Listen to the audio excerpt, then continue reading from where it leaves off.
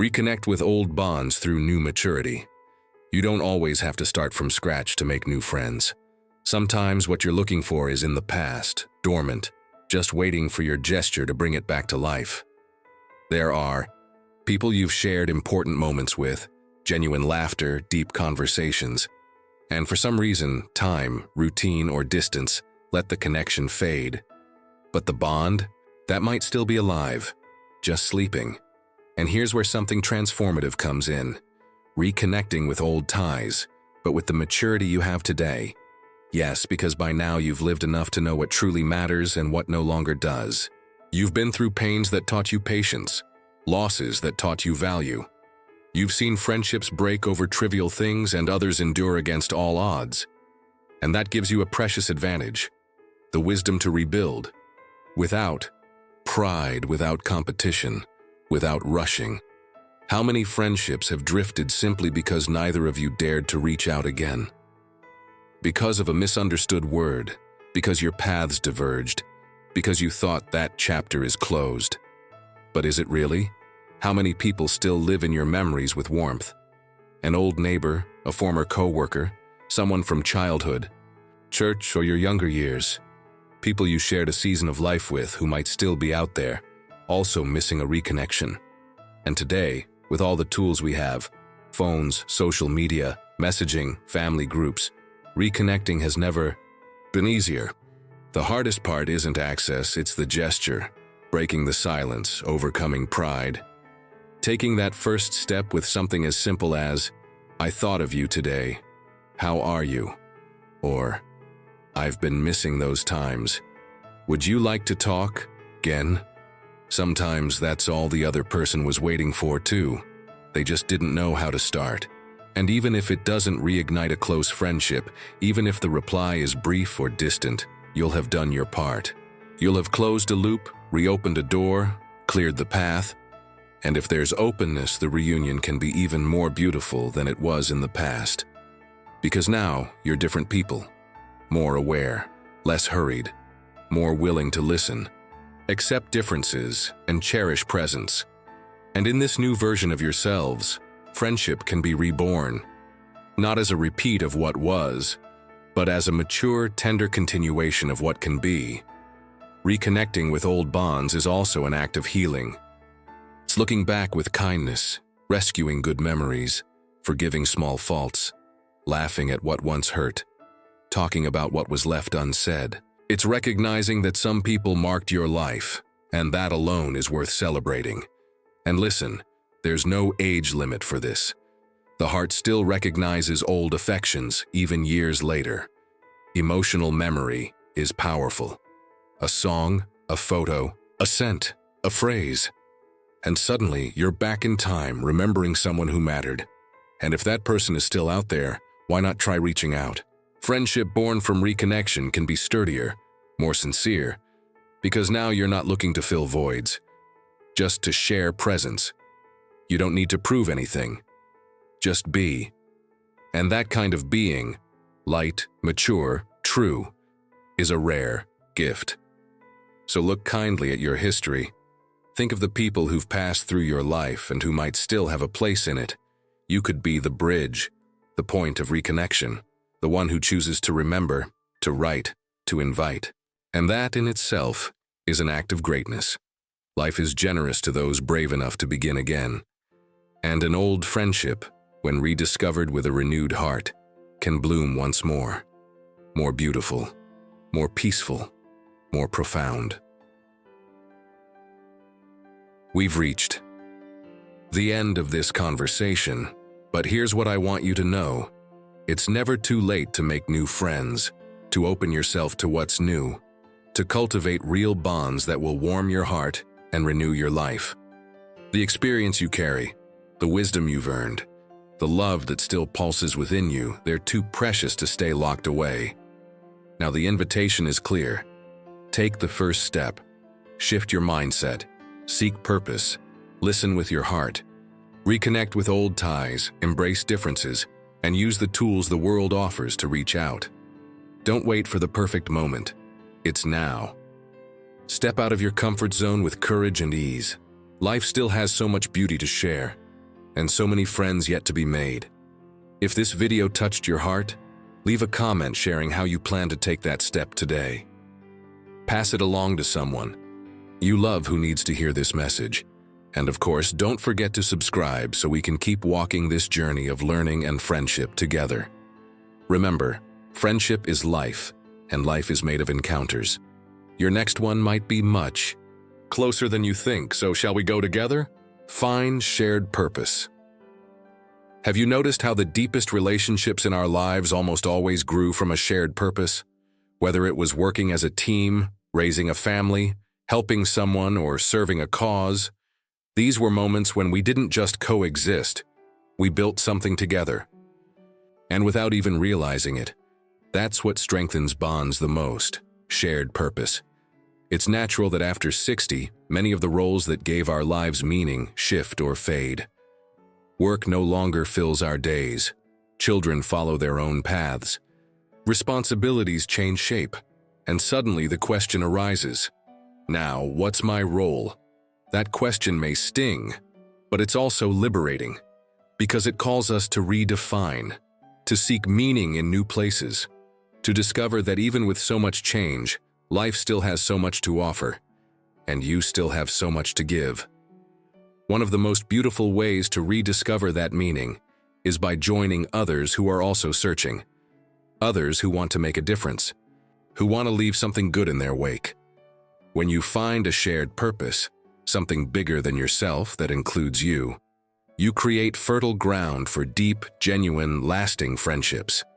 This purpose can live in simple yet impactful actions: volunteering, helping at a daycare, a nursing home, or a community drive, joining a group that tends to parks, cooks for those in need, or cares for abandoned animals. Or it could be cultural, keeping your town's traditions alive, teaching a skill you've mastered, helping preserve memories. The form doesn't matter. What matters is finding something greater than yourself and experiencing it with others. The beautiful thing is, when you commit to a purpose, you attract like-hearted people, and that's a powerful foundation for real friendship. Shared interests are nice, but shared values are what truly connect. When you're alongside someone who wants to do good, who looks at the world with empathy, you feel more whole, more human, more valued. The impact on your life is profound.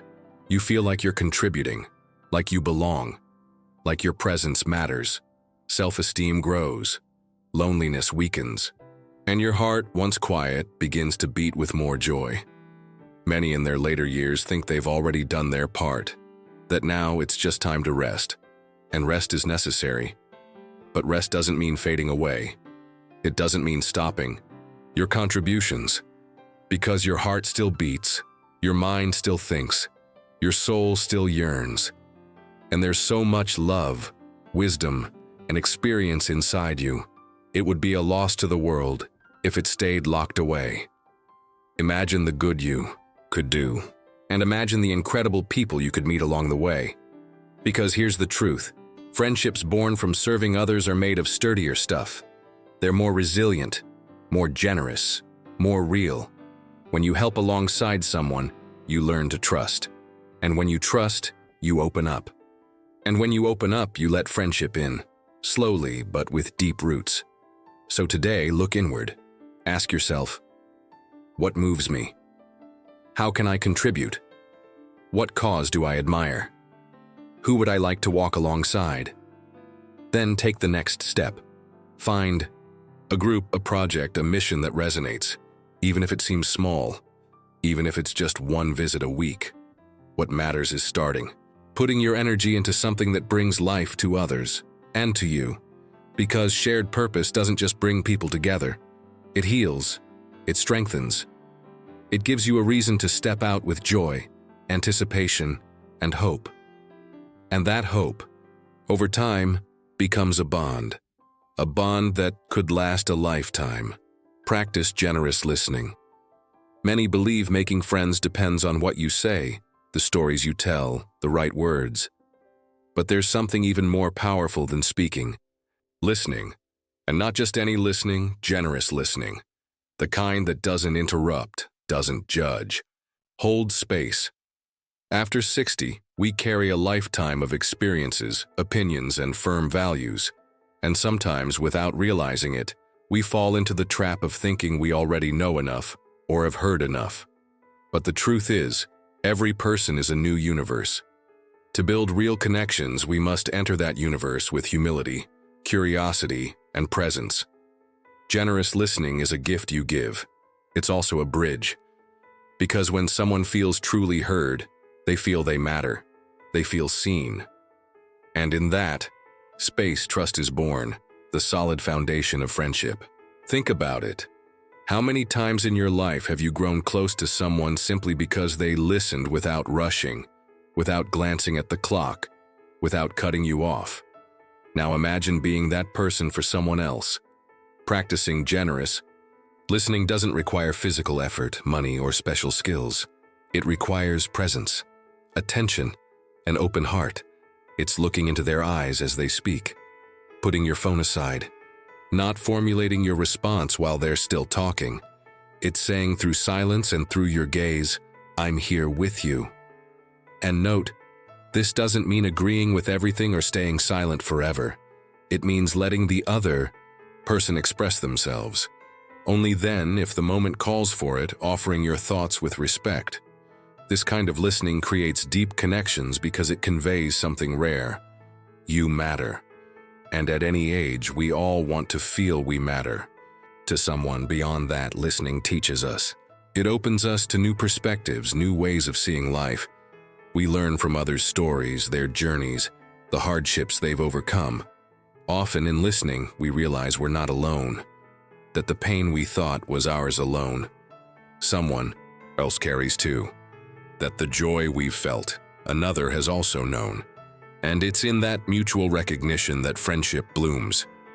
Generous listening is also an act of care. Sometimes a simple conversation on an ordinary afternoon can save someone's day. Keep sadness from growing. Make them feel remembered, welcomed, alive. And that's something we can all offer, freely, patiently, just by being there. What's more, when you listen generously, you teach. You lead by example. You show others how good it feels to be heard. And that inspires reciprocity. Soon, they'll start listening to you more attentively too. And like that, the bond grows stronger, more balanced, more beautiful. Remember, true friendship isn't built on pretty words alone, but on real presence. And listening is one of the sincerest forms of presence.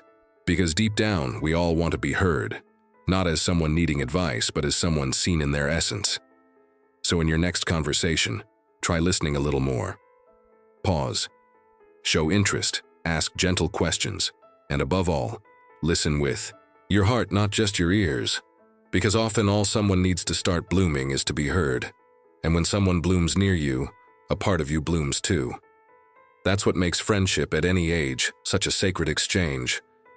Rediscover social initiative. Now that you understand that friendship remains essential at any stage of life, let's talk about a crucial step. One that seems simple, but is where many get stuck. Taking the initiative. The truth is, over time, we become more selective, quieter, and sometimes even a little guarded. We've been through disappointments, heard empty promises, and stayed when others walked away. These experiences shape us. Without realizing it, we start pulling back, not because we don't want to connect, but because we don't want to get hurt again. But the problem is, when this withdrawal lasts too long, it turns into isolation. And silent isolation doesn't shout.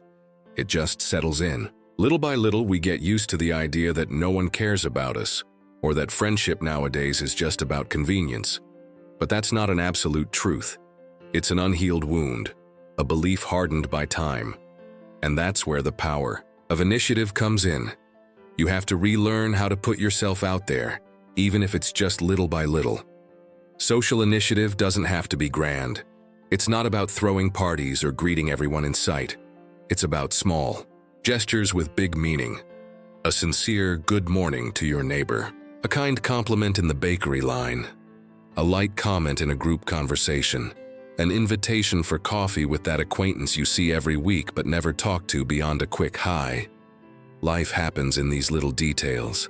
Many people today are waiting for a sign, and you could be that sign. You could be the start of a bond that changes the rest of your story.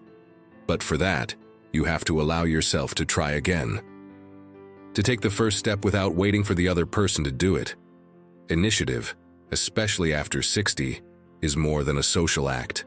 It's an act of courage, of openness, of refusing to surrender to silence. And yes, it might feel uncomfortable at first. It might be scary. It might seem like you're exposing yourself too much. But think, how many opportunities have passed you by because you thought it wasn't the right time? How many conversations never started because you assumed you'd be bothering someone? How many connections never formed because you waited for someone else to reach out first? Taking initiative means taking charge of your own social life. It means understanding that you don't have to wait to be invited. You can be the one who invites, and there's nothing wrong with that. On the contrary, it's a sign of maturity, of sensitivity, of someone who knows that real connections don't fall from the sky. They're built through simple gestures and honest intentions. Remember, no one is too old to offer a warm hello.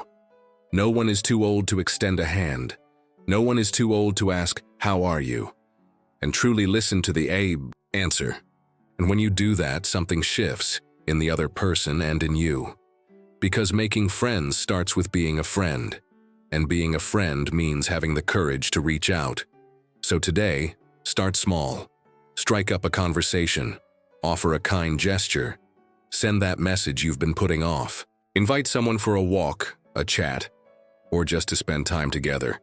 Life renews itself through encounters, and encounters only happen when someone has the courage to take the first step. That someone could be you. Join groups with shared interests. Now that you recognize the importance of friendship and know you're capable of taking the first step, here's a practical question. Where do you find these new friends? Where are the people who are open to connecting, talking, sharing stories, laughing over silly things, and enjoying comfortable silences? The answer is simple, but it requires action. They're wherever shared interests bring people together. And that leads us to the next step, getting involved in groups that align with your real passions. Joining a group isn't just about filling time. It's about putting yourself in a space where bonds form naturally. No forcing, no need to prove anything. That painting class you've always wanted to take but kept postponing? That group walk in the park you've seen and thought, "One day I'll join"? Well, that day could be today. When you join people who are there for the same reason, something powerful happens. You connect through shared interest, not obligation. And the friendships that grow from this tend to be lighter, longer lasting, and more authentic. And don't think it has to be something big. It could be a book club, a yoga class, a sewing circle, gardening group, choir, or even a cooking workshop. It could be something you already love or something you've always wanted to try. What matters is that it feels true to you, that it brings you joy, curiosity, and motivation. Because when you're doing something you enjoy, you shine. And that's what attracts the right people. Plus, these groups offer something precious: regularity. Seeing the same people frequently builds trust and familiarity. You start recognizing faces, exchanging glances, then comments, then smiles, then handshakes. And before you know it, a conversation begins. Over time, that conversation becomes a habit, and the habit becomes a bond. One day you realize that person from the group has become someone you can count on, and that is priceless. Another key point: these groups are often welcoming spaces.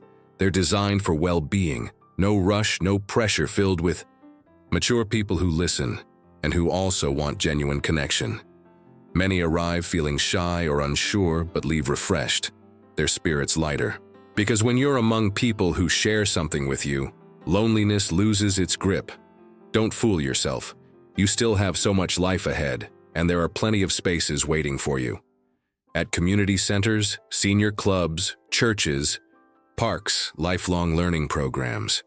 Opportunities are often overlooked because we think that's not for me anymore. But it is. It always was. This isn't about desperately hunting for friendship. It's about showing up as you are, with your experiences, your dreams, your limits, and finding in a simple and safe environment people who are there for the same reasons. And remember, you don't have to click with everyone. You don't have to fit into every group.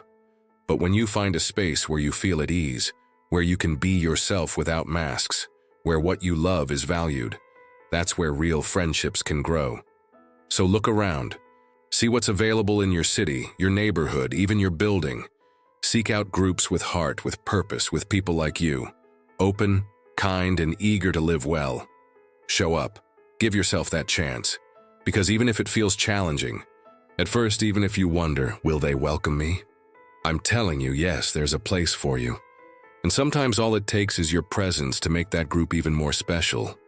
And remember, it's not just about meeting people.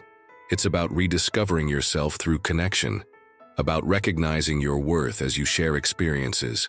Because when you find people who love what you love, you start seeing the world again through the eyes of friendship, and that's how life renews itself.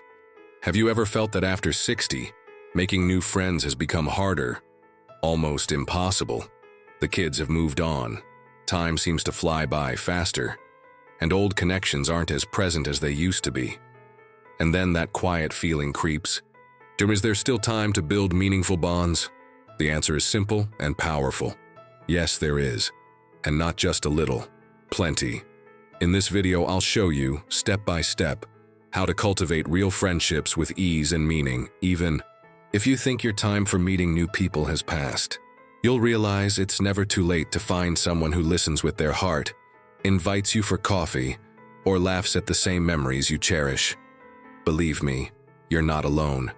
There are many people out there just like you, longing for genuine companionship and good conversation. If you stick with me until the end, you'll walk away not just with practical ideas, but with renewed hope in your heart. The hope that deep, true friendships can still blossom at any stage of life. So take a deep breath, get comfortable, and join me on this journey. Because today we're proving it's never too late to start over. It's never too late to connect. Shift your mindset. Friendship is still essential. Have you noticed how relationships change over the years? Childhood friends who took different paths, co-workers who stayed in the past after retirement, old neighbors who moved away, or even family members with new priorities. It's not uncommon after 60 to find your social circle smaller, quieter, and sometimes that silence weighs heavy. But this is where we take the first step. Before seeking new friends, before joining groups or starting new activities, there's something essential to change: how you see yourself at this stage of life. Because often the biggest obstacle to making new friends isn't out there. It's inside us. It's the unconscious belief that there's no room for new connections anymore. As if the window for friendship closed long ago, back when we were younger, more active, more surrounded by people. But that simply isn't true. Friendship doesn't have an expiration date. It doesn't depend on age, the number of birthdays celebrated, or the time that's passed. It depends on openness, emotional availability, and genuine intention. And more than that, science shows that maintaining friendships throughout life, or even forming them later, has profound effects on well-being. Studies indicate that social interaction reduces the risk of depression, improves memory, strengthens the immune system, and even protects the heart. A good conversation can ease loneliness, lower stress, and boost serotonin, the happiness hormone. In other words, making friends after 60 isn't just an emotional matter, it's an act of self-care. But it all starts within. It begins when you recognize that you still have so much to offer. You have incredible stories, valuable advice, a warm smile, and experiences worth sharing. Your time hasn't lost its value. It's just changed its rhythm. Your presence can still brighten someone's day, still turn an ordinary moment into something special.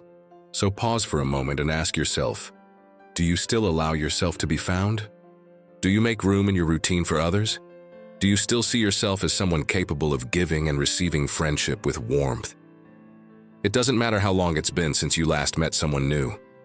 What matters is what you do from Here on out, it's not too late. In fact, this might be the perfect time. There are people out there right now who feel just like you, missing good conversation, a trusted shoulder, easy company for a walk, a coffee, or a shared laugh over old memories. And they don't just want company, they want connection, sincerity, real bonds. Without even realizing it, they might be waiting for someone exactly like you. And that someone? It's already you. You just need to remember.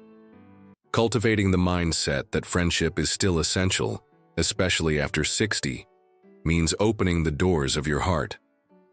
It's letting the world know you're still here, ready to listen and be heard, that your story still has beautiful chapters to be written. Together, age brings wisdom, yes, but it can also be the most fertile ground for new affection. Because now you know what truly matters. You know the value of a sincere presence, and that makes you even more ready to give and receive one of life's most beautiful gifts: true friendship.